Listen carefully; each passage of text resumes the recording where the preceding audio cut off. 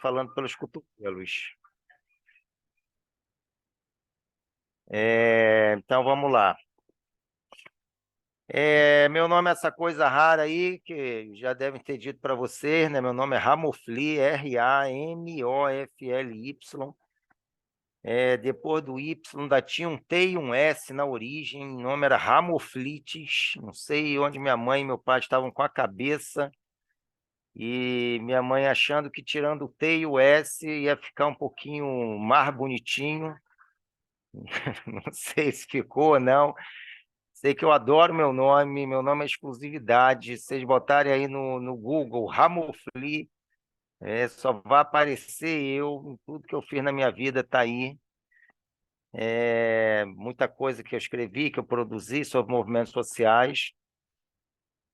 Moro aqui no Rio de Janeiro, né? Não moro no Leblon, nem em Copacabana, nem em Leme, né? Eu moro em Nova Iguaçu, Baixada Fluminense, né? Um pouquinho distante do centro do Rio, mais próximo da onde eu leciono, né? Vizinho do município de Seropédica, que é onde está a Universidade Federal Rural do Rio de Janeiro. Faço convite para que vocês visitem a nossa instituição pelo site, ou quem sabe presencialmente, né? Uma universidade que tem mais de 100 anos. A Rural tem 114, 115 anos, se eu não me engano. Os dois primeiros cursos da Rural foram veterinária e agronomia. E aí depois, né, foi crescendo, crescendo, e hoje nós temos 70 cursos, e desses cursos que nós temos, pedagogia, temos uma licenciatura em educação do campo, temos mestrado e doutorado, né, em educação, que é uma outra vibe que vocês podem aí pensar nessa possibilidade, depois de concluírem a graduação, né, de pensar na possibilidade de fazer um mestrado em educação, um doutorado em educação. Aqui a gente tem essas coisas toda. Eu não entrei, né, com essas carinhas de criança aí que eu estou vendo aqui na minha tela do computador. Não entrei jovenzinho na universidade, não entrei com 17, 18 anos, igual meu filho. Meu filho, amanhã faz 18 anos e já está na faculdade, né? Entrou com 17, está fazendo psicologia. Não entrei com essa idade, 17, eu entrei 10 anos mais velho, entrei com 27 anos na universidade, e por motivos que a vida nos prega, né? A vida, de vez em quando, ela nos dá umas rasteiras, né? E eu, na época, quando eu já tinha, eu terminei o ensino médio novo, com 17 anos, e, e aí estava pensando em fazer vestibular, né? Na época não era Enem, fazendo vestibular, e minha mãe, novinha, 37 anos, foi fazer uma cirurgia e deram uma anestesia errada na minha mãe. Ela teve um choque anafilático e morreu na mesa do anestesista, com 37 anos, 37 para 38, e eu, né, imaginem, pirei o cabeção e fiquei muito mal das pernas.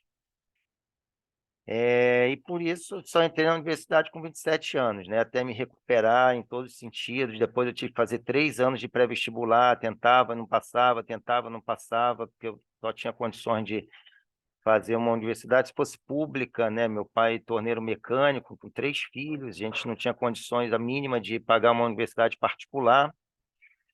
E aí, então, foi quando eu tentei odonto as 2 primeiras vezes no vestibular, e já sabem o resultado, né? Não passei por odonto. E aí, no meu terceiro ano de pré-vestibular, eu tentei História na Federal Fluminense, Universidade Federal Fluminense.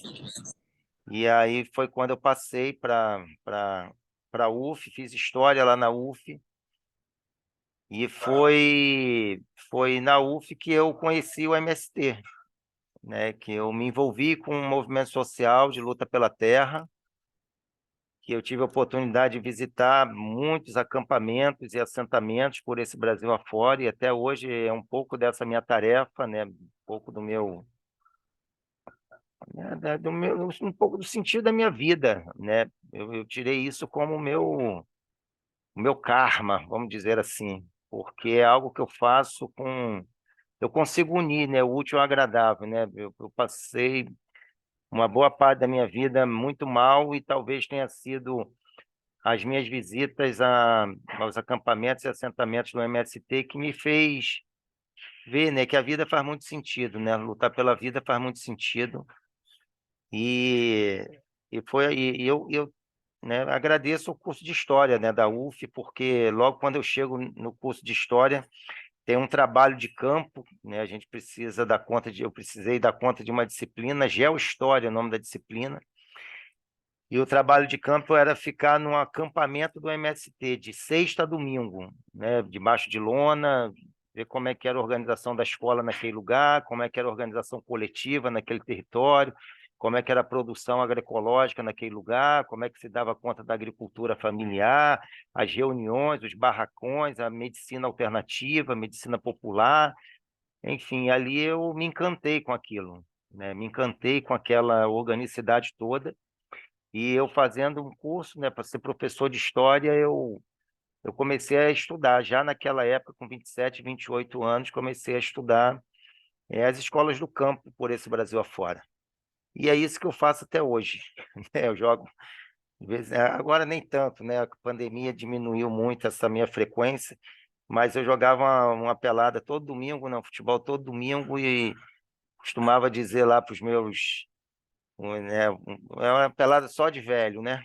Eu costumava dizer que o pessoal dizia assim: ah, o Ramon é o sabido da turma, né? E eu dizia: sabido nada, talvez eu seja o que menos sei, porque a gente vai estudando num nível tal, né, de graduação, de mestrado, de doutorado, e vai afunilando, afunilando, afunilando. De fato, eu sei muita coisa, mas eu sei muita coisa de um tema específico apenas, que é esse da educação do campo e dos movimentos sociais. E é isso que eu vim bater um papo aqui com vocês hoje, né? É alguém que conhece, porque fez né, toda uma trajetória acadêmica, né, de mestrado, doutorado, pós-doutorado, essas coisas que a universidade pública exige, mas é também um saber de militante, né? É um saber de alguém que não aprendeu isso tudo só lendo, lendo, lendo, não é só teoria. É uma estreita relação entre teoria e meu trabalho de militância, que já tem aí quase 30 anos. Então é isso que eu vou conversar aqui com vocês hoje, né? Espero que eu consiga sensibilizar os colegas, né, os estudantes, para que tenham o desejo, né, de lecionar numa escola do campo. As escolas do campo precisam de professores e de professoras que conheçam minimamente dessa temática, né? E é isso, então, que eu vou falar um pouquinho das políticas públicas, né, que a gente tem, que a gente conquistou aí nesses, né, talvez de 97 para cá. Então, assim, a primeira coisa que eu queria dizer é que não dá para pensar nesse conceito, né, educação do campo, desvinculado Hã? das lutas dos movimentos sociais. Mano, lancei. Não dá para falar de educação do campo, cada um no seu gabinete, né? Não dá para falar de educação do campo, cada um na sua salinha com ar-condicionado e distante do território camponês. Não dá para falar de educação do campo em trocentas universidades públicas lotadas de PhD-deuses, né? Com o nariz em pé. Que o que mais tem na universidade pública são PhD-deuses, né? Pessoas que são aprovadas para, né, são professores, mas se acham hoje pesquisadores top de linha e muitas das vezes não tem o vínculo com o chão da terra, né, com o chão da sala de aula. E não dá, então, para pensar no debate da educação do campo desvinculado da luta do movimento quilombola, desvinculado da luta do movimento indígena, desvinculado da luta do movimento sem terra, desvinculado da luta da Comissão Pastoral da Terra, que é outra coisa que a gente precisa também ter clareza. Quando a gente diz movimentos sociais de luta pela terra, ou movimentos sociais camponeses, não existe só o MST. Na grande maioria das vezes, na cabeça de todos nós, falou: dê um exemplo de um movimento social de luta pela terra. Aí todo mundo diz MST. Tá, o MST é um. O Movimento dos Trabalhadores Rurais Sem Terra é um de dezenas de movimentos de luta pela terra. Existem dezenas de movimentos de luta pela terra. Então, tentem compreender o debate da educação do campo nessa conjuntura. Minhas crias chegaram aqui, então, se vocês ouvirem aí uns barulhos no fundo, é porque Manuela, com 3 aninhos, toca o terror, hein? Então, assim, é frágil. É frágil a gente achar que o debate da educação do campo está restrito apenas ao MST. É claro que o MST é um ator estratégico, importantíssimo na luta pela terra e pela educação do campo. No entanto, porém, todavia, contudo, não é o único. Existem dezenas. E essas dezenas de movimentos sociais de luta pela terra representam uma gigantesca diversidade do campo brasileiro. O campo brasileiro não é homogêneo, nunca foi, nunca será. O campo quilombola é completamente diferente do campo indígena. E o campo indígena é completamente diferente do campo da reforma agrária, dos assentamentos e dos acampamentos, que é completamente diferente do campo lá no norte do nosso estado, lá na região amazônica, que a gente tem um movimento fortíssimo dos ribeirinhos. O campo dos ribeirinhos é diferente, o campo dos pequenos agricultores ou seja, compreender essa diversidade camponesa, ela é estratégica, porque é óbvio que eu não tenho condições, como professora ou como professor do 1º ao 5º ano, de trabalhar da mesma forma no território quilombola e no território da reforma agrária. Os valores são completamente diferentes. A metodologia deveria ser completamente diferente. Mas, infelizmente, como nós não temos, na grande maioria das universidades, conteúdos que dão conta dessa temática, a gente vai entuba de qualquer jeito, sempre as mesmas coisas. E aí, então, eu estou chamando a atenção para essa especificidade, né? O campo no estado do Rio de Janeiro é muito diferente do campo no estado de São Paulo, que é muito diferente do campo no estado do Amazonas, que é muito diferente do campo no estado do Rio Grande do Sul, né? Então, compreender essa diversidade camponesa por esse Brasil afora é um ponto importante. Outra coisa que eu queria dizer, se vocês voltarem lá na Constituição, não precisa de ir para muito longe, foi lá na Constituição de 1988, a nomenclatura que está lá é educação rural. Se a gente vem mais para perto, 1996, LDB de 1996, a nomenclatura que está lá é educação rural. E o tio Ramofli já se referiu aqui algumas vezes à nomenclatura educação do campo. Educação do campo não é a mesma coisa que educação rural. Pelo contrário, a nomenclatura educação do campo, ela foi criada exatamente para se contrapor ao conceito de educação rural. Ela foi criada para romper com o conceito de educação rural. Então, não confundam, em nome de Jesus, não confundam educação rural com educação do campo.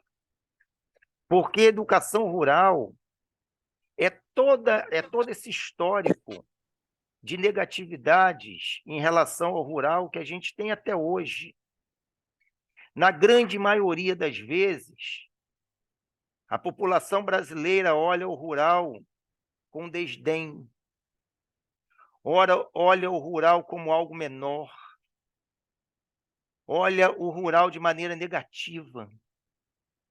Não conseguem compreender que o rural é espaço de luta, que o rural é o espaço da produção agroecológica, que se o campo não produz, se o campo não planta, a gente não janta. Cerca de 80% da nossa cesta básica, de tudo que a gente come todos os dias, vem da agricultura familiar, não vem do agronegócio. O agro é pop, o agro é isso, o agro é aquilo. Esqueça isso. Não estou falando do agronegócio, eu estou falando da produção do arroz, da produção do feijão, da alface, da couve, do tomate, da mandioca, é disso que eu estou falando. Porque são nesses lugares que nós temos escolas do campo. Nós não temos escolas do campo num território que só tem gado. Nós não temos escolas do campo num território que só tem cana de açúcar, que só tem eucalipto, que só tem produção de café, que só tem produção de soja, de milho. Não existe educação do campo no campo da monocultura. Existe educação do campo no campo da diversidade da agricultura, onde tem agricultura familiar. Isso precisa estar claro também para a gente. Por quê? Vou dar só um exemplo. Vou dar dois exemplos. A maneira negativa como se olha, na grande maioria das vezes, a população brasileira olha para o território rural. O mês de junho, né? Festa junina. Olha a caracterização que muitas das vezes se faz do agricultor que está lá dançando a festa junina.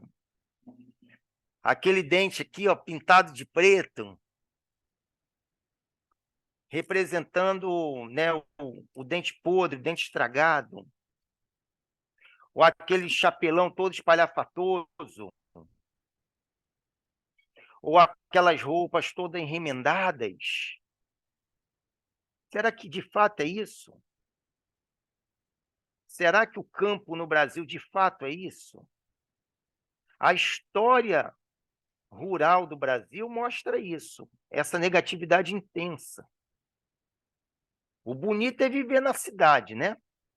Mesmo que amontoado de gente, mesmo gente batendo cabeça para lá e para cá. Mas parece que o bonito é viver na cidade. Deve ter uns 3 anos, levei o Cláudio Amaro para dar uma palestra numa escola de ensino médio aqui, 3º ano de ensino médio. Cláudio Amaro é uma das maiores lideranças do MST no estado do Rio de Janeiro. Levei ele para fazer uma palestra numa turma de 3º ano do ensino médio, e ele iria falar de luta pela terra, iria falar de reforma agrária popular, porque esses temas caem no Enem. E nada melhor uma pessoa, ele é historiador, professor de história, e é assentado da reforma agrária. E levei ele para dar a palestra lá, os alunos do 3º ano cochichando no fundo da sala. E eu fui lá e falei, cacete, rapaziada, o que está acontecendo aí? Aí a molecada, 16, 17 anos, disse, professor, esse Cláudio Amaro é sem terra mesmo? Falei, é sem terra. Ele é agricultor familiar, mora no assentamento Terra Prometida, concluiu há pouco tempo agora seu curso de História, mas ele atua predominantemente como agricultor familiar, ele é assentado da reforma agrária no MST, uma das principais lideranças do MST no estado do Rio de Janeiro. Aí a meninada responde o seguinte, ingênuo, mas isso está embutido na gente. A molecada responde assim, professor, não acredito que esse cara é sem terra.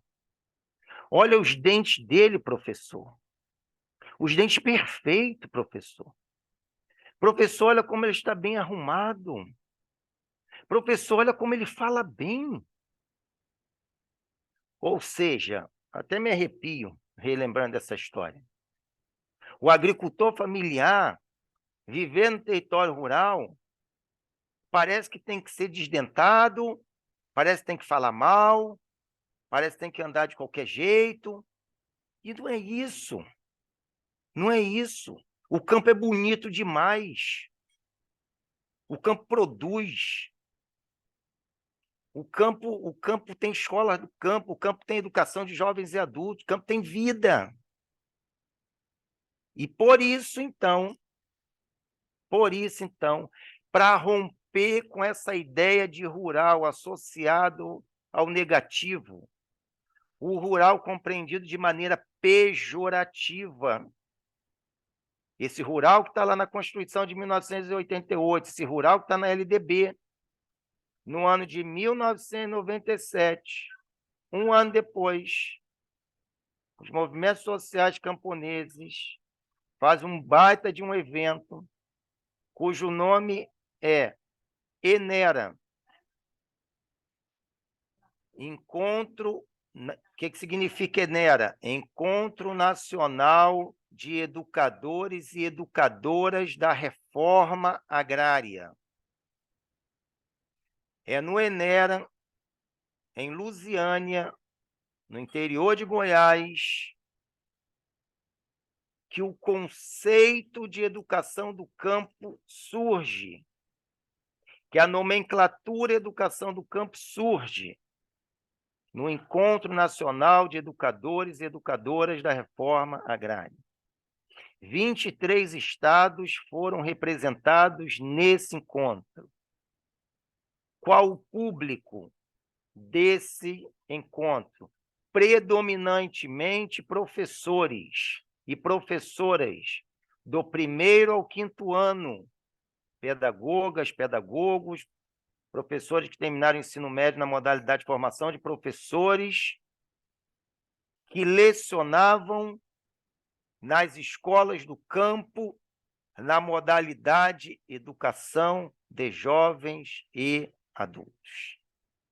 É nesse lugar, é nesse território, é nesse contexto que surge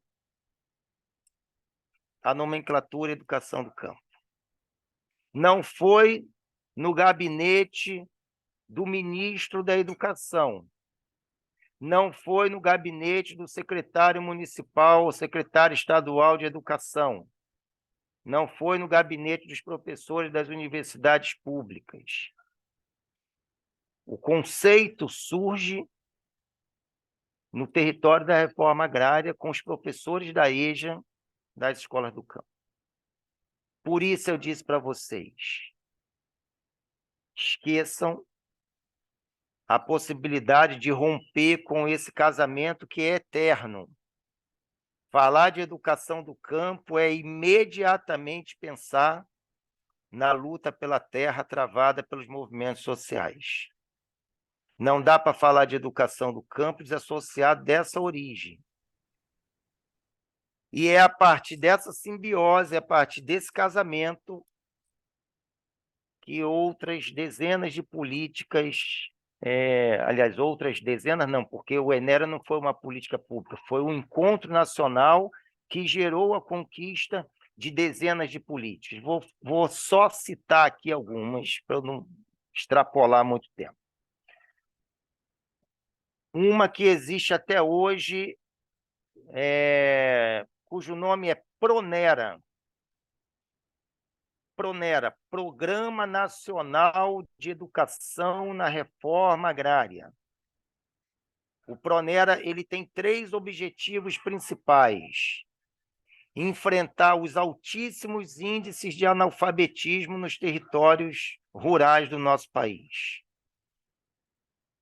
Tem territórios rurais do nosso país que 30% tem só para dar um número para vocês ficarem abismados. Em 1998, um ano após o PRONERA, existiam territórios da reforma agrária que de cada 100 jovens e adultos, 100 jovens de 14 anos para cima, jovens e adultos, de cada 100, 80 não sabiam ler e escrever. 75, 80. Eu não falei lá no Brasil Colônia. Eu disse 1998, 99, 2000, 2001. 70, 80 pessoas.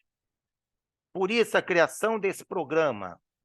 E é claro que esse programa não caiu de paraquedas porque o Fernando Henrique Cardoso acordou de bom humor e resolveu implementar um programa desse.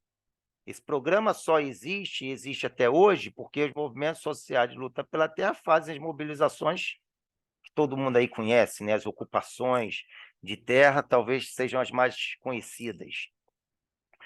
Então, além de dar conta do analfabetismo, de enfrentar o analfabetismo nos territórios camponeses, a possibilidade também do ensino médio técnico, por exemplo, ensino médio técnico em agroecologia, ensino médio técnico em zootecnia, ensino médio técnico em cooperativas, ensino médio técnico em formação de professores. Para quê? Para que esses jovens, para que essa juventude camponesa permaneça no território camponês. E lá eles coordenem uma cooperativa, e lá eles sejam professores da escola do campo, com ensino médio, formação de professores, que lá eles atuem com a agroecologia. Ou então, o terceiro aspecto, as licenciaturas em educação do campo, que foram criadas. Imagina, gente, hoje nós temos 46 46 cursos, 46 licenciaturas em educação do campo nas universidades públicas, em 33 universidades públicas. Essas licenciaturas em educação do campo, elas formam professores para lecionar, professores do 6º ano em diante, para lecionarem nas escolas do campo. Um curso que foi criado com o Pronera também, mais de 30 cursos foram criados com o nome de, olha que nome lindo, Pedagogia da Terra. Não é só pedagogia. Pedagogia da Terra, ou seja, é um curso para formar professores como vocês, para lecionar na educação infantil e do 1º ao 5º ano, no entanto, predominantemente nos territórios rurais. Quase ninguém sabe disso. Quase ninguém estuda isso. Uma baita de uma política, uma baita de um... Então, assim, o Pronera, ainda bem que acabou, né, esses... Meu Deus do céu, eu não gosto nem de lembrar. Foi-se embora, né? Tá na hora, já foi embora, graças a Deus. E teve um momento que eu imaginei que o Pronera não resistiria. Os 4 últimos anos, o Pronera sobreviveu por aparelhos, respirando por aparelhos. E agora, novamente, a gente está numa expectativa boa, né, de ser retomada, porque a gente ainda tem muito. Nós temos cerca de 14% da população que reside nos territórios rurais, não sabem ler, não sabe escrever. É o cúmulo do absurdo, a gente no século XXI ter 14% da população que não sabe ler e escrever. Então, essa é uma atribuição de vocês. Olha a responsabilidade que recai no ombro de vocês. Não sou eu, eu não estou autorizado a trabalhar com alfabetização. Aliás, até estou, né, que eu fiz pedagogia, mas eu, como professor de história, não tenho essa autorização. São vocês que vão trabalhar a alfabetização, as séries iniciais do ensino fundamental. E aí tem 14% da população brasileira aguardando vocês nos territórios no entorno de onde vocês estão. Na grande maioria das vezes, as pessoas não, os pedagogos, as pedagogas, os professores não escolhem as escolas do campo. Você passou em 40º lugar, tinha 40 vagas, foi o último a escolher. Concurso público, passou em 40º lugar, show de bola, passou dentro do número de vagas. Foi o último a escolher escola. O que sobrou para você? A escola do campo. Porque aquela escola do campo, quase ninguém vai. O pessoal escolhe a escola do centro vai se afastando, afastando, afastando. Quantas e quantas pessoas vão para a escola do campo porque ela é criteriosa, ela faz uma leitura crítica da realidade, bate de frente com a diretora, bate de frente com o secretário municipal de educação, aí a diretora e o secretário municipal de educação, de castigo, nem de castigo, por castigo, de pirraça, o que faz? Joga a moça, joga o moço lá para amassar barro, conforme eles dizem. É o cúmulo do absurdo como tratam as nossas escolas do campo. Então, eu estou dizendo isso, vocês percebem, né, um pouco né, da maneira como eu trato esse assunto, porque tem horas que revolta. Né? E aí é legal que vocês escutem isso para vocês terem noção da realidade. Então, o Pronera é uma baita de uma política, que foi criado no ano de 1998 e sobrevive até hoje. Além do Pronera, eu vou pedir que vocês, quando tiverem um tempinho, leiam as diretrizes operacionais para a educação básica do campo. Essa legislação foi uma das últimas canetadas do Fernando Henrique Cardoso, no ano de 2002. Diretrizes operacionais para a educação básica do campo. Nessas diretrizes operacionais, lá nós temos 15 artigos. Façam o seguinte exercício. Leiam aqueles 15 artigos e, passado 20 anos, comparem com a realidade atual. Vejam se nós avançamos ou se nós regredimos em relação a essas diretrizes.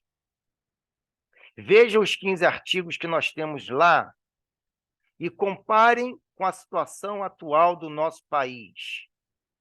Veja se nós avançamos na consolidação dessas diretrizes ou regredimos talvez meio século. Vou dar só um exemplo. Eu acho que é o... Porque eu estou aqui batendo papo com você, não estou olhando nada aqui, tá, gente, no computador. Vou dar seu exemplo. Eu acho que é o quarto artigo, acho que é o quarto, que diz lá da necessidade de fazer todo um vínculo da escola do campo, da educação do campo, com uma produção agroecológica, orgânica, sustentável. Porque, de fato, é isso. Toda a escola do campo, no entorno dela tem muito campo. E quando eu digo campo, não é o campo do agronegócio, volto a dizer. Não é um campo que você só vê milho. Toda a escola do campo tem, no entorno, tem aqui uma produção disso, uma produção, uma diversidade, não é a monocultura. Tem o gado, tem a galinha, tem o porco, tem o pato, tem a alface, tem a couve, tem o pé de manga, tem o pé de abacate, tem o arroz, tem o feijão, uma diversidade de coisas. Só para vocês terem uma ideia, em 2003, de 2003 para cá,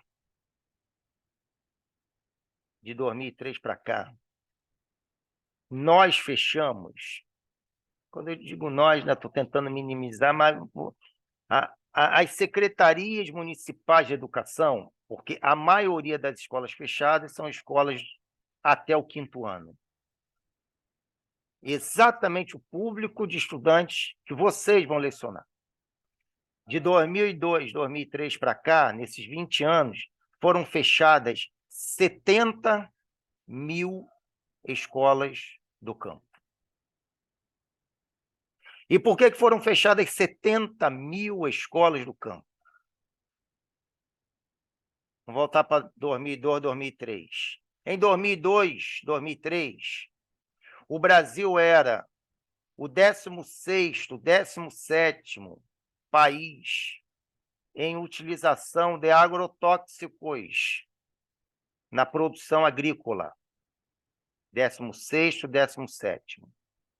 Hoje o Brasil é o primeiro lugar disparado na produção, na utilização de agrotóxicos.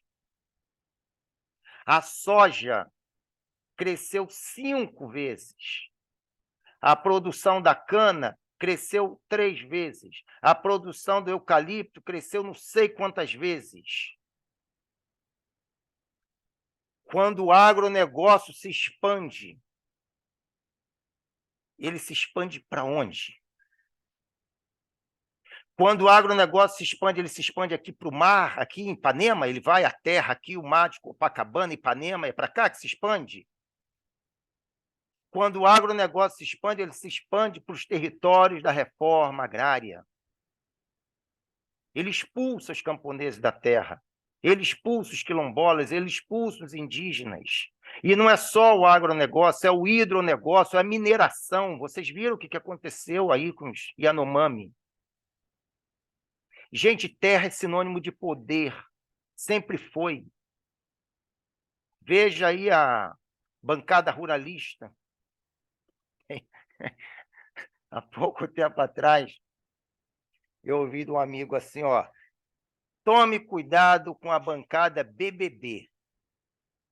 Falei, BBB? Mas o quê? De Big Brother, essas coisas? Tome cuidado com a bancada BBB. Falei, me explica que eu não estou conseguindo acompanhar seu raciocínio. E o camarada falou assim, ó, um B de boi.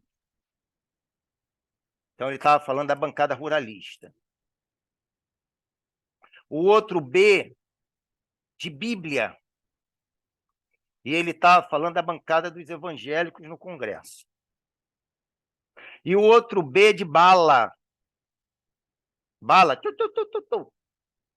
A bancada do que mais tem lá agora hoje são militares, né? Os coronéis, o exército, um monte de gente que aí das Forças Armadas que foram eleitos.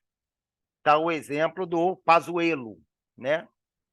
Foi o ministro da Educação, perdão, ministro da Saúde, quase 700 mil mortes, e que foi eleito aqui no estado que eu resido como segundo mais votado. Só perdeu para a Daniele, que é daqui de Belford Roxo, minha vizinha, que é a ministra do Turismo, que o Lula convidou para ser ministro do Turismo. Então, terra, gente, sempre foi sinônimo de poder. Quando o agronegócio avança, escola do campo nenhuma sobrevive. Por isso, 70 mil escolas do campo fechadas. Em 2002, 2003, nós tínhamos 133 mil escolas do campo. Hoje nós temos 53 mil escolas do campo. E fecham essas escolas do campo, estou terminando, tá, gente? Fecham essas escolas do campo e no lugar delas colocam-se ônibus. O prefeito sabe da sua responsabilidade, a LDB é clara. É a atribuição da Secretaria Municipal de Educação à oferta do ensino fundamental. O que fazem? Oferecem o ensino fundamental, muitas das vezes até o 5º ano, e depois pegam essas crianças e deslocam elas de ônibus para estudar na cidade, do 6º ano até o 9º ano. Ou então fecham as escolas que têm do 1º ao 5º ano e deslocam essas crianças para as escolas mais próximas, ou no campo ou na cidade. Tem crianças que ficam mais tempo dentro do ônibus do que na própria escola. Tem crianças que têm que acordar 4h30 da manhã, porque o ônibus não vai lá na viela, lá onde ela mora. O ônibus passa na estrada principal do campo. E muita daquele território camponês, e muitas das vezes para a criança, de onde ela mora até chegar na estrada principal daquele território rural, ela tem que andar 30, 40, 50 minutos, 1 hora. E depois dali até a cidade, ela leva 1h30, 2, 3 horas. Tem crianças que ficam 6, 7 horas dentro do ônibus, ida e volta. 3 horas para ir, 3 horas para voltar. E ficam 4 horas na sala de aula. Quando a legislação é clara, clara. Tem que ter escola do campo naquele território. E eu não estou sendo aqui responsável de dizer que tem que ter escola do campo ali para 5, 6 estudantes, não é isso. Mas tem escolas com 50, 60, 100 estudantes que são fechadas. Enquanto o poder público encarar a escola do campo como um lugar só onde tem aula, nós estamos fadados ao fracasso. Uma escola do campo nunca foi e nunca será um lugar que só tem aula. É na escola do campo que tem a festa da comunidade. É na escola do campo que tem o culto. É na escola do campo que tem a missa. É na escola do campo que tem a vacinação do idoso. É na escola do campo que tem a vacinação do cachorro. É na escola do campo que tem a capoeira. É na escola do campo que tem tudo. Talvez aquela escola do campo seja o único espaço onde o poder público esteja presente naquele território. E mesmo assim, fecham aquela escola do campo. Então, percebam vocês a responsabilidade que todos nós temos como educadores, de fortalecer aquele lugar. Para fechar e abrir aí para as perguntas, tem um refrão de uma música, coloquem aí no YouTube, gente, escutem essa canção. Uma das canções mais lindas que eu já ouvi na minha vida, de um dos compositores mais engajados do MST. O refrão é assim: não vou sair do campo para poder ir para a escola. Educação do campo é direito e não esmola. Escutem esse hino, escutem essa canção, escutem essa música no YouTube. Não vou sair do campo para poder ir para a escola. Educação do campo é direito e não esmola. Por aqui eu termino. A gente tem, além das diretrizes operacionais, a gente tem uma outra política pública, o nome é Procampo, que é aí especificamente para as licenciaturas, essa de 2007, uma mais recente de 2012, que é o PRONACAMPO, Programa Nacional de Educação do Campo. Em 2016, a Dilma assinou um decreto proibindo terminantemente o fechamento de qualquer escola do campo que não tenha aval da comunidade. Então, deu uma diminuída. No entanto, muita gente é cooptada e com assinatura de alguma liderança da comunidade, muitas escolas continuam sendo fechadas por esse Brasil. Mas vamos lá, perguntas aí, crianças, enquanto eu bebo uma aguinha.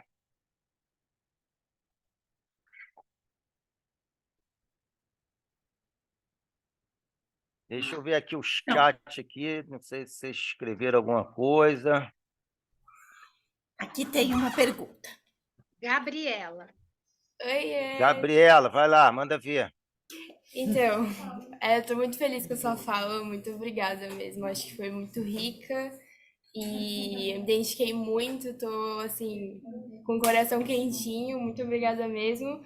Só que enquanto você estava falando, eu fiquei com algumas várias questões e uma delas é com a sua vivência verdadeira no MST, como que você vê esse movimento, como essa potência pode contribuir para um curso de pedagogia privada? Mais alguma outra pergunta? De repente, umas três, não necessariamente da Gabi, mas umas 3 perguntas, e aí eu vou para a gente tentar otimizar o tempo. Se não tiver ninguém, vai. Oi, não, pode ficar aí. Oi, boa noite, Ramofli. Eu vou emendar na pergunta dela, porque é um pouco parecida, sabe? Enquanto você falava aí dessa realidade que cada campo é um campo, né? Cada cantinho é um cantinho. E a gente aqui, num outro cantão, né? Reservado de tudo. Qual seria um bom caminho para a gente fazer esse link, né? Qual seria um bom caminho para fazer uma entrada respeitosa, caso a gente queira promover esse entrelaçamento, né? Entre esses saberes, assim. Acho que é um complemento um pouquinho da pergunta da Gabi. Ok. Mais algum colega aí? Oi.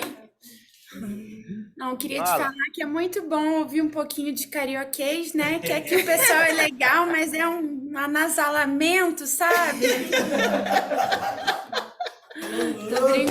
Tô brincando, eu amo eles. Esse carioca fala chiado, né? Fica faltando um X, o pessoal não usa direito aqui as palavras, não sei o que acontece, não. Tô brincando. Mas a gente tem, acho que as escolas Waldorf que tem no campo, né, no interior, e aí eu não sei como é que acontece, eu já ouvi falar que eles lidam com a terra, tem uma coisa de plantar pela manhã e mais pela tarde o ensino propriamente dito, né, na sala de aula e tal. E aí eu queria saber se nessas escolas no campus, se as crianças e os alunos, enfim, também têm aulas de manejo com a terra, uma coisa assim. Ou se isso já entraria, sei lá, em algum espaço, sei lá, que não poderia, sei lá, crianças trabalhando. Como que isso se dá, como que isso acontece, essa harmonia entre trabalho na terra, né, que a gente não é interessante, isso não é a ideia, né? Trabalho infantil, mas também um conhecimento da terra que é interessante, uma vivência com a terra. Como que isso aí funciona, mais ou menos, se pode esclarecer um pouco, ou como funciona lá no MST, né, nos assentamentos. Enfim, falar um pouco sobre isso, porque a gente não tem realmente essa... A gente fica na cidade, né, mais fechadinho assim, não sabe como que é esse... Qual é a cidade aí, assim, maior, próxima? Refresca aqui minha memória aí, onde vocês estão, onde é mais conhecido aqui, só para eu tentar me localizar. Aí eu vou precisar da ajuda aqui dos paulistas. Jundiaí. Jundiaí, falaram Jundiaí. Campinas, Campinas. perto. Bem perto. Bem perto. Sorocaba. Tá, então vamos lá. Eu vou sentar lá na minha cadeira. Olha só, primeiro vocês têm que entender o seguinte. O tio Ramofli aqui, eu não estou falando de uma escola do MST. Eu não estou falando de uma... A escola até pode estar dentro de um território onde o MST está presente, onde o MST tem a sua organicidade. A escola pode até estar presente num território onde o movimento quilombola está ali muito forte. Mas a escola, ela não é uma escola... aliás, é melhor, deixa eu refazer. A escola, ela é pública nesses territórios. É uma escola pública. É uma escola que vocês vão fazer concurso público e vão entrar para lecionar nessa escola. Ela é uma escola, é claro que dialoga com o movimento, porque muitas das vezes os estudantes que estão ali são filhos dos agricultores familiares e liderança do movimento. Ou vocês lecionando nessa escola à noite, na educação de jovens adultos, vão lecionar para muitas lideranças do movimento. Mas ela é uma escola pública, que tem toda uma legislação a ser cumprida. Então, por que eu tratei tanto das políticas públicas, de maneira óbvia, muito rápida aqui com você? Imagina que essa é uma disciplina que eu dou aqui no curso de pedagogia de 60 horas. Essa é uma disciplina do curso de pedagogia nossa aqui. O nome da disciplina é Educação do Campo e Movimentos Sociais, no Rio de Janeiro, que tem muito menos campo que São Paulo. É uma disciplina de 60 horas. É óbvio que em 30 minutos a gente não consegue dar conta.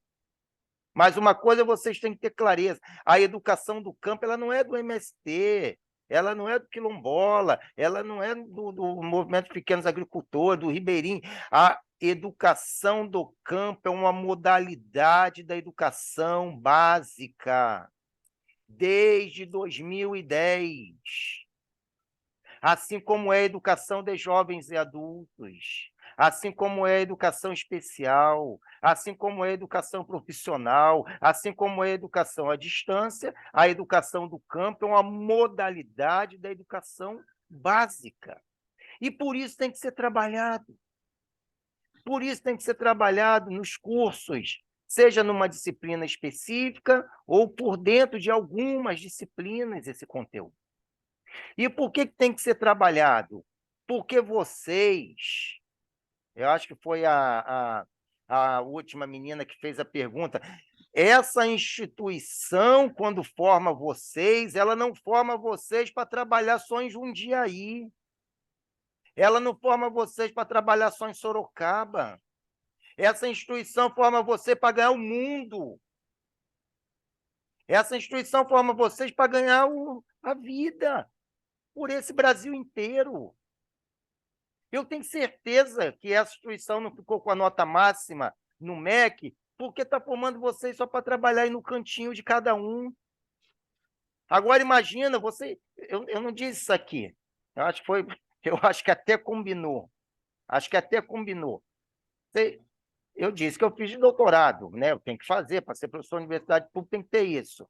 Vocês sabem onde eu estudei, onde eu fiz meu doutorado? Eu estudei na Unicamp. A minha tese de doutorado é sobre o projeto político-pedagógico das escolas do campo do MST. Em 2 lugares, 2 territórios. Um território aqui no Rio de Janeiro, na Baixada Fluminense. Eu estudei algumas escolas do campo aqui na Baixada Fluminense. E eu estudei algumas escolas do campo, vocês sabem onde, gente? No Pontal do Paranapanema. Vocês sabem onde fica Pontal do Paranapanema? No estado de São Paulo. Presidente Prudente, vocês conhecem? Indo lá já quase limite do Paraná, o estado do Paraná. Ali, gente. Vocês sabem qual o território brasileiro que mais tem assentamentos de reforma agrária, fruto da luta pela terra? Nesse território do Pontal do Paranapanema, no estado de São Paulo. Então, imagine que se essa instituição quisesse formar vocês só para dar conta do estado de São Paulo, já teria que ter muita coisa de educação do campo, porque o estado de São Paulo tem muita coisa. Essas legislações todas que o tio Ramofli citou aí, sabe onde iniciava todas as discussões, ou quase todas as discussões? Em Campinas.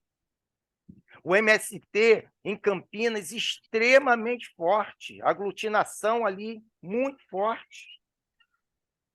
Então, assim, a gente precisa, no mínimo, conhecer, no mínimo, ter acesso. Se um dia nós vamos lecionar ou não numa escola do campo, já são outros 500. Já são outros 500. Por exemplo, aqui no município de Nova Iguaçu, onde eu moro, a gente está numa batida, a gente tem aqui 146 escolas públicas. A gente tem 134 escolas localizadas no território urbano e 12 escolas localizadas nos territórios rurais desse município de Nova Iguaçu, onde eu moro. A gente está numa batida aqui intensa com a Secretaria Municipal de Educação no próximo concurso, para que tenha vagas da seguinte forma: quando o candidato for lá se inscrever no site para ser professor, do primeiro ao professora, do primeiro ao 5º ano, vai ter lá, ele quer concorrer para as vagas que serão oferecidas nas 134 escolas urbanas, ou ele quer concorrer para as vagas que serão oferecidas para as 12 escolas do campo do município de Nova Iguaçu. Para ele concorrer às 12 vagas do município de Nova Iguaçu, ele vai ter que comprovar, depois, se aprovado, que tem a carga horária X dessas coisas, que tem alguma disciplina, algum curso de extensão, algum minicurso, alguma atividade que dê conta desse debate da educação do campo, para não cair de paraquedas nas 12 escolas do campo, e sem ter a possibilidade da rotatividade. O colega escolheu as 12 escolas do campo, beleza, ele foi lá por gosto. Ele não foi para lá, para aquela escola do campo, porque ele foi o último colocado, não tinha opção, eu vou para essa bosta, daqui a pouco eu estou contando os dias para voltar para a cidade. Não foi esse o pensamento. Ele foi para a escola do campo, porque a opção dele foi essa. Ele vai com gosto, com prazer, com desejo. É diferente dele ir, porque essa é a única opção, porque ele foi o último classificado. Então, vocês precisam ter clareza, e essas escolas são escolas públicas. São escolas que têm que dar conta de todo um conjunto de legislações. Mas isso não pode ser engessado. Aí está a diferença. Aí está o que Paulo Freire nos orientou a vida toda. A relação prática, teoria e prática. Não é só teoria e prática. Inicia num contexto prático, teoriza aí, se volta para aquele contexto prático.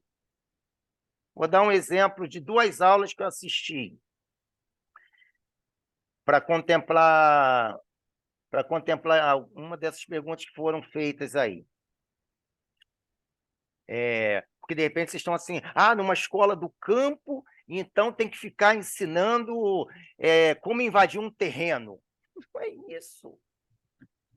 Essa é uma escola pública e tem os conteúdos da BNCC que têm que ser trabalhados. Só que eles podem ser trabalhados de acordo com a realidade de vida daquelas pessoas. Exemplo. Foi numa aula de, acho que foi 9º ano, 8º ano, uma aula dessa de matemática aí. Clara, desliga aí, Clara, desliga aí. Daqui a pouco o tio já está terminando. Conteúdo da aula. Retas paralelas, retas perpendiculares, ângulo de 90 graus, ângulo de 180 graus, 360 graus. Esse conteúdo obrigatório tem que ser trabalhado na escola quilombola, indígena, MST, da cidade, no Jundiaí, tudo quanto é canto tem que ser trabalhado. A metodologia, a forma e a autonomia do professor. E o professor, a professora só vai fazer esse vínculo se ele tiver o conhecimento que é. Imagino que eu, pelo menos, nunca tive uma aula dessa que eu vou explicar aqui para vocês. O professor resolveu fazer uma atividade interdisciplinar. Ele convidou o professor de história, convidou o professor de geografia, convidou o professor de física e ele de matemática. Era 9º ano. Agora que estou lembrando que tinha física. Numa escola dentro do território da reforma agrária, onde o MST é muito presente. O professor iniciou a aula distribuindo foices para os alunos de 9º ano, 14, 15 anos. A molecada domina aquela ferramenta pra cacete. São filhos de agricultores, usam aquilo a vida toda. E usam aquilo a vida toda porque a agricultura familiar faz parte da vida dele. O nome já diz agricultura familiar. A família toda trabalha. A Lourinha que falou por último aí fez corretíssimo. Não é hipótese alguma trabalho escravo, pelo amor de Deus. Trabalho familiar, agricultura familiar. Todos trabalham para dar conta da sobrevivência da família, para dar conta daquele terreno, daquele lote, daquele sítio.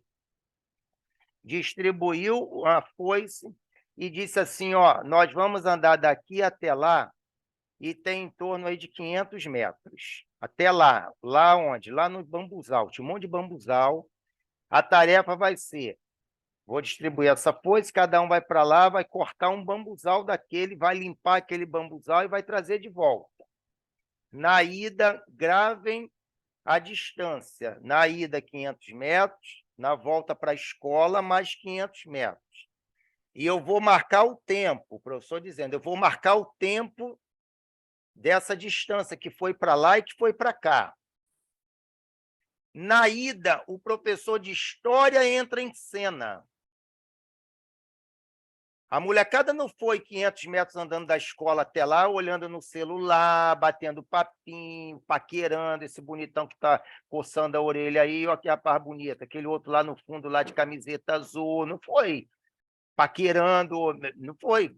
Foi trabalhando, o professor de história foi dando aula até lá. E foi dando aula de quê?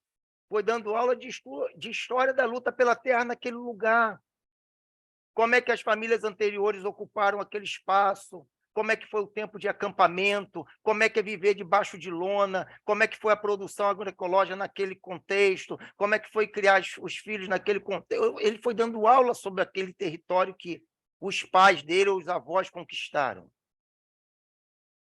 Cortaram lá, chegou no bambuzal, a molecada cortou, cortou um bambuzal lá de 2 metros, cortou em vários pedacinhos assim, de 30, 40 centímetros, enrolou no barbante, cada um trouxe lá uns 6, 7 pedacinhos de volta para a escola. Na volta para a escola, entra em cena o professor de geografia. Aí o professor de geografia vai falando que tipo de solo é aquele, que tipo de rocha é aquela, por que aqui o mato é desse jeito, E por que que lá o mato é de outra cor? Por que que aqui nasce esse tipo de mato e ali nasce outro? Por que que aqui está seco e ali está molhado? Olha que baita de uma aula de geografia.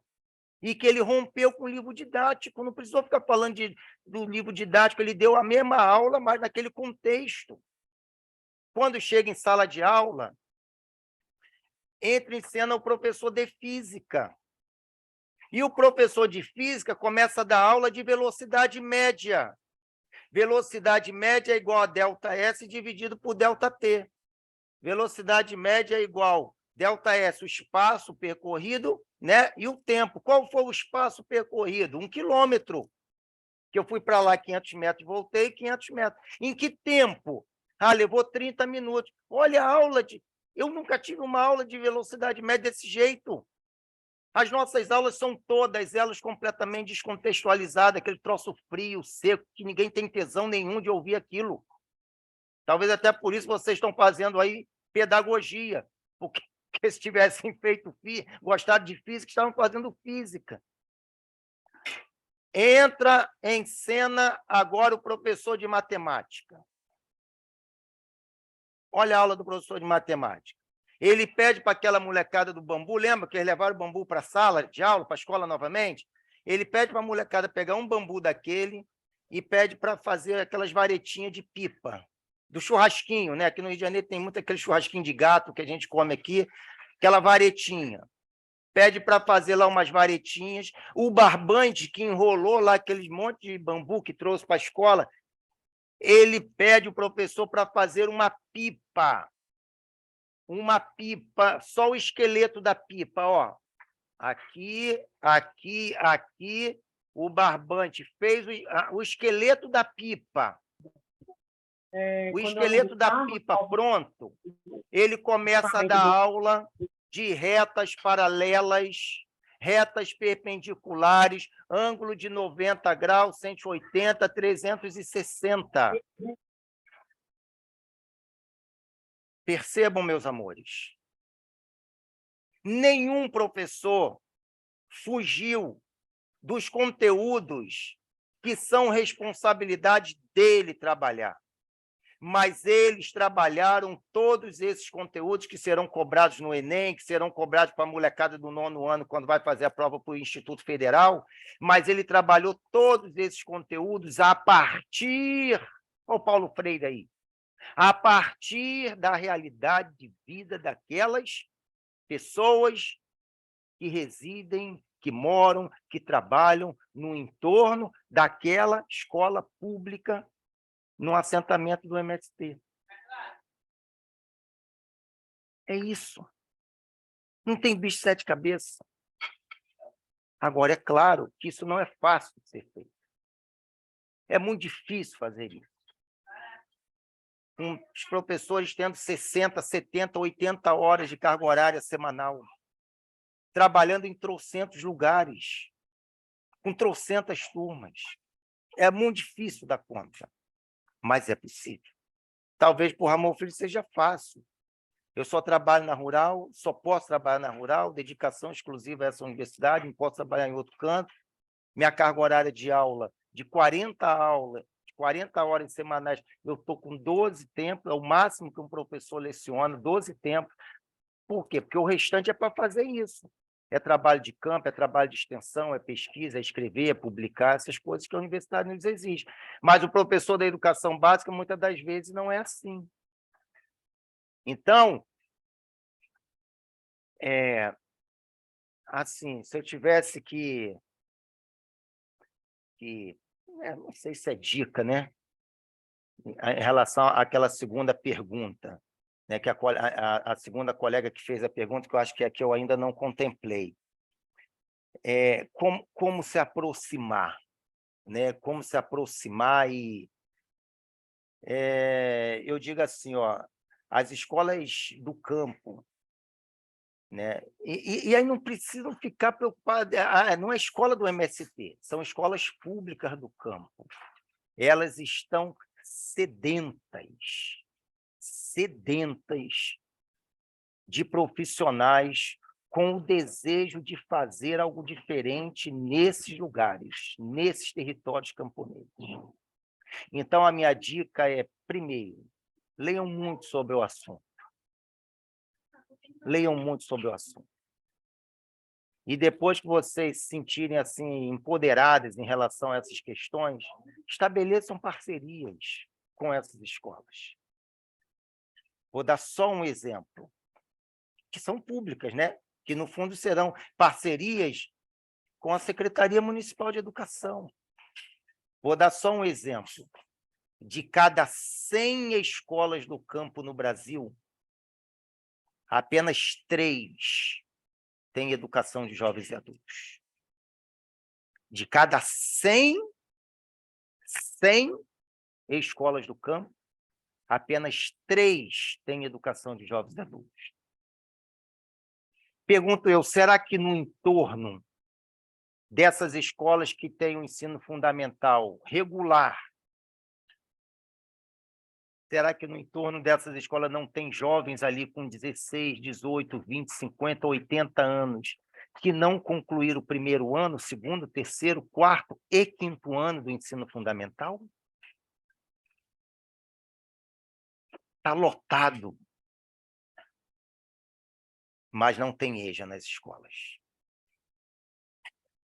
Essa é uma baita de uma possibilidade de aproximação institucional, inclusive, de projetos.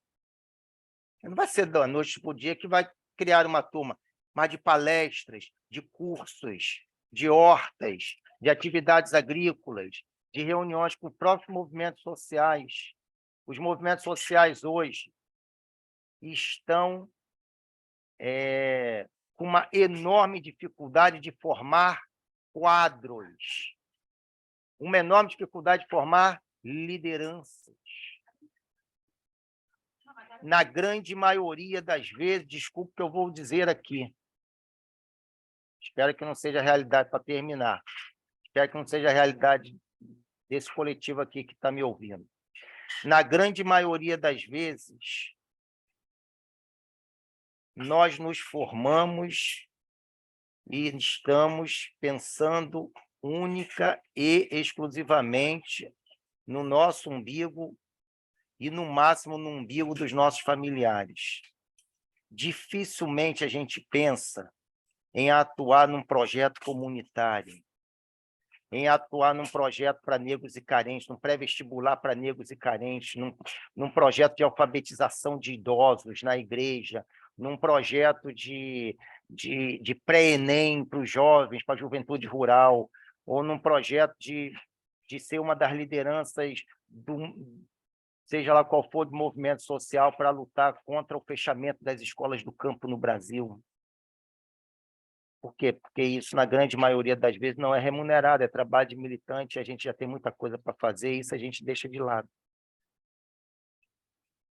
Por que hoje os sindicatos estão cada vez com mais dificuldade, as associações de moradores,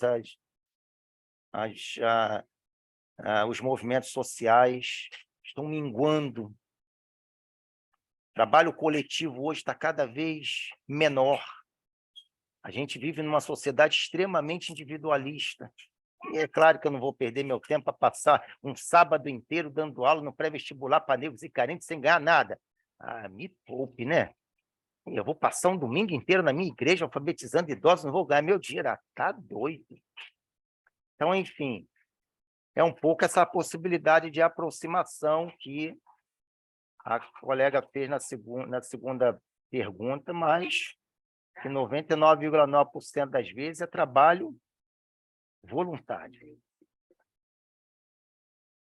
Por exemplo, para terminar de coração, semana retrasada, passei um final de semana, um sábado inteiro, num assentamento do MST, porque nós estamos criando, próximo à escola pública desse assentamento, uma biblioteca comunitária, uma biblioteca popular. O MST cedeu o espaço e nós estamos organizando uma biblioteca popular, comunitária. É fácil fazer isso? Não. Tem que abrir mão das crianças no sábado, da esposa que reclama, e com razão, do meu lazer. Enfim, é isso. Aqui uma pergunta. Como o MST poderia ajudar na alfabetização de catadores e catadores de materiais? Belíssima pergunta. Isso já existe. Isso já existe. O MST vou botar um outro refrão de uma outra música aí, que diz assim, ó, o refrão diz assim, ó, quando campo e cidade se unir, a burguesia não vai resistir. Esse é um refrão de uma outra música. Quando campo e cidade se unir, a burguesia não vai resistir. O MST tem clareza absoluta que a reforma agrária ela ocorre no campo, mas todo o diálogo que acontece é no território urbano, são nas legislações do território urbano. O MST tem clareza de que, para que a reforma agrária aconteça, quem reside na cidade tem que compreender que a reforma agrária não vai ser um benefício apenas para os agricultores familiares, o benefício é para toda a sociedade brasileira. E se quem reside na cidade não perceber isso, a reforma agrária não ocorre. E por que eu estou dizendo isso? Porque o MST e o MTST, o Movimento dos Trabalhadores Sem Teto, que é predominantemente urbano, e que no Movimento Sem Teto tem muitos catadores e catadoras, eles estabelecem diálogos intensos. Tem dezenas. Esse menino que foi eleito aí, o deputado federal de São Paulo, o mais votado, se eu não me engano, qual é o nome dele? Meu Deus, fugiu. Principal liderança do Movimento dos Trabalhadores Sem Teto. Foi eleito aí deputado federal. Guilherme Boulos. Desculpa, o microfone estava desligado. Boulos. Trocentos. Essa pergunta, excelente pergunta essa daqui. Isso existe por esse Brasil afora. Tem que ampliar? Tem. Olha o exemplo que foi a Covid. O Movimento Sem Terra doou mais de 1 tonelada de alimentos saudáveis. Todo mês era 1 tonelada de alimentos saudáveis de doação. São parcerias que são estabelecidas, mas que, infelizmente, nosso tempo é muito curto. Eu queria deixar uma mensagem aqui para vocês. Fujam, gente. Fujam de enlatados. Vocês ouviram o grito da Manuela aí? Fujam de enlatados. Fujam de alimentos com agrotóxicos. Isso não faz bem. Sei que é um pouco mais oneroso, mas lá na frente a gente colhe os frutos de uma alimentação mais saudável. Valorizem a agricultura familiar, porque assistam no YouTube 2 episódios que foram lançados, 2 documentários que foram lançados, um em 2012 e outro em 2014. O de 2012, os dois, o veneno está na mesa 1, o veneno está na mesa 2. O veneno está na mesa 1, é uma denúncia, 40 minutos de uma intensa denúncia da utilização de agrotóxicos na nossa alimentação. E o veneno está na mesa 2, o que a gente faz? Qual é a saída? E aí é a produção agroecológica, agricultura orgânica. Né? Existem várias pesquisas que já estão sinalizando que pessoas cada vez mais jovens, eu mesmo, eu já tive um câncer de pele aqui, ó, com 43 anos, 45, estou com 52, 7 anos atrás, um câncer de pele aqui. Fruto, obviamente, do sol, mas também da nossa péssima alimentação. Quantos jovens hoje, cada vez mais jovens hoje, as pessoas estão tendo problema de câncer em tudo quanto é canto. É em função dessa nossa péssima alimentação com enlatado, com refrigerante, com podrão, com x-tudo, com morango, que tem 80% de agrotóxico, com alface. Existem, os psicólogos de plantão estão dizendo isso, hein? Nós estamos no século dos transtornos, não é isso que eles dizem? Os transtornos de ansiedade, os transtornos depressivo, autismo e tantos outros. Muitos pesquisadores já estão, inclusive, sinalizando que dezenas desses transtornos podem estar relacionados com a nossa péssima alimentação. O que tudo isso tem a ver com educação do campo? Não dá para falar de educação do campo num campo que só tem soja, que só tem milho, que só tem eucalipto, que só tem café, que só tem laranja, que só tem gado. Falar de educação do campo é falar de gente. E onde é que tem gente? Na agricultura familiar. Beleza, meus amores? É isso. Muito bom.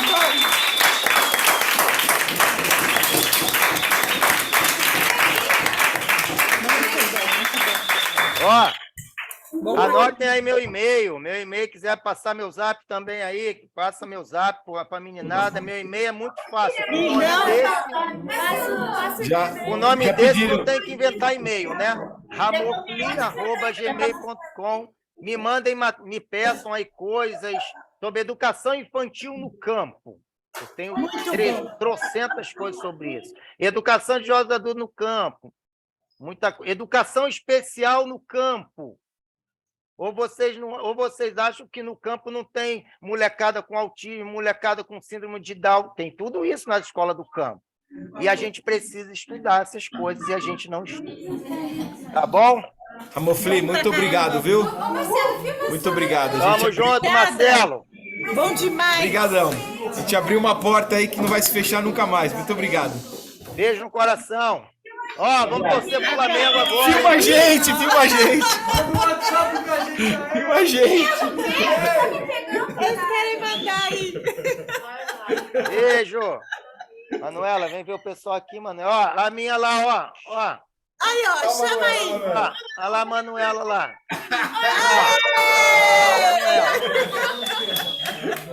Mas que linda. Obrigada, Beijo. Ramofli. Boa noite. Obrigado, boa noite. Tchau, gente. Tchau.